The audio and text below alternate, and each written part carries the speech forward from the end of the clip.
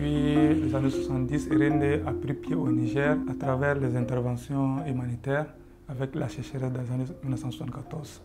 Alors, suite à ces interventions, Irene a élargi ses activités sur le Mali d'abord dans les années 2006 et vers 2010 au niveau du Burkina. Nous avons aussi des programmes de développement, notamment celui de Avenir Pacifique au Sahel, qui vise le renforcement socio-économique des jeunes pour réduire l'extrémisme violent et améliorer aussi la sécurité alimentaire.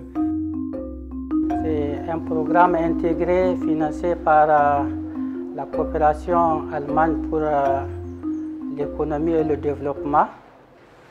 Un programme qui intervient dans le Burkina et le Niger.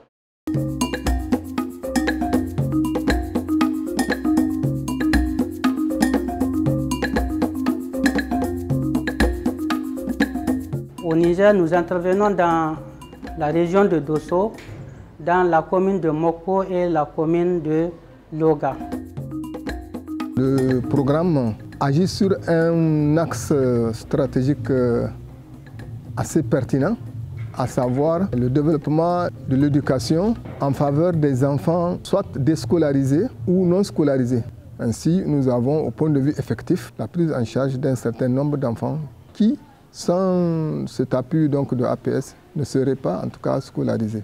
On est kandin vacciner en l'école félicé bin kane kul mo dinda gam ni zo go gutang asigu ko l'école kuno chawono gonde jabi. Nous avons mis en place un certain nombre de centres qui sont identifiés selon les besoins de la population à travers une mobilisation communautaire. La population exprime son choix. On identifie le potentiel en nombre d'apprenants. Nous procédons à un recrutement volontaire.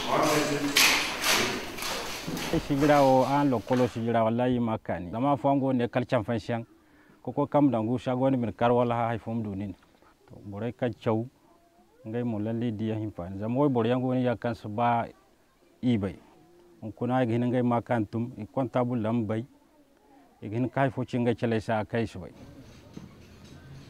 ay ma yo hajara isufu ayo garanti ko arabano ay go ekol ay fattuno ye kayda ay go makani. Mais de manière globale, ces élèves-là arrivent parfaitement à tenir dans nos classes. Le groupe cible aussi, c'est les enfants talibés. Le projet a restructuré leur existence à travers la formation de leurs maîtres coraniques.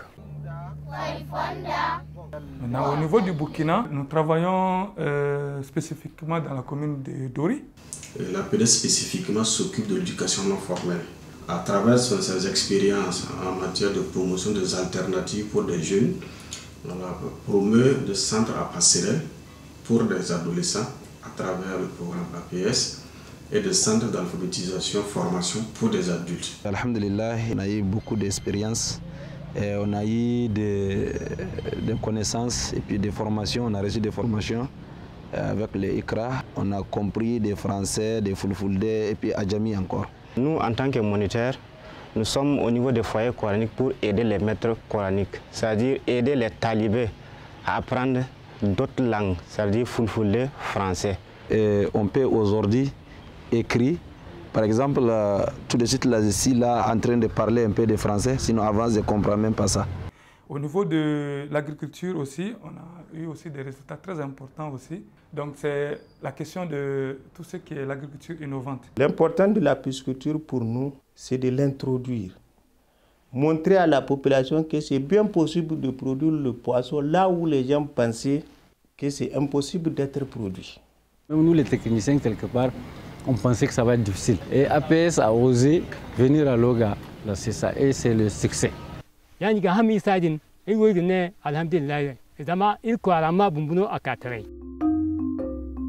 Ici, nous sommes sur le site du champ école paysan de Derechi Kwara Tegui. Nous avons 20 apprenants, jeunes, hommes et femmes. Et ces jeunes sont entretenus sur des compétences en agriculture pendant 4 mois. zain dum yang ite irka idi kan fayan ko go igamara zain dum yang ote irka irun farai sambu irka kala sabuti igwanda fayanka kuna irdi amonduma kibisu wato inir ka wandi birji fumba irzar mai birjo matkan irgite kadan charra ba kurabun mu ko in halo inir fahamandi. Ce projet a quand même dans son intervention ciblé des domaines qui sont très capitaux, voilà, dans le cadre du développement des productions agricoles. On a cherché un moyen d'adaptation donc au changement climatique qui est que la mise en place donc des jardins hors sol, en tout cas qui répond à leurs besoins. Et on a eu tous les matériels comme semences, on a arrivé à voir. On a arrivé à avoir également des grillages qui peuvent protéger notre jardin dans notre cour, puisque à Dori ici, c'est les animaux qui gâtent tout. On travaille avec le projet APS, ça fait 3 ans de cela. Et puis on a eu des formations de renforcement des capacités concernant l'agriculture et des formations de compostage. Et puis le ZAI. C'est une technologie qui s'adapte aux réalités du Sahel dans la mesure où cette technologie utilise peu d'eau et de façon très rationnelle. Quand on sème là, la quantité que tu gagnes avec l'ancienne semence qu'on faisait, si tu gagnes de l'autre côté un sac, la partie où tu as semé pour avoir un sac avec les semences qu'ils nous ont données, on peut avoir 4 à 5 sacs. Voilà, donc nous travaillons à ce que tout cela soit faisable. Voilà, à travers effectivement un accompagnement d'une unité de coordination qui est ici, qui accompagne les 8 organisations, 4 au Niger, 4 au Burkina, pour les permettre d'implémenter avec plus de regard sur la qualité de l'intervention et sur le do no harm. Donc cette approche est très importante chez nous, très intégrée, qui permet de veiller à ce que notre intervention ne produise pas de dégâts.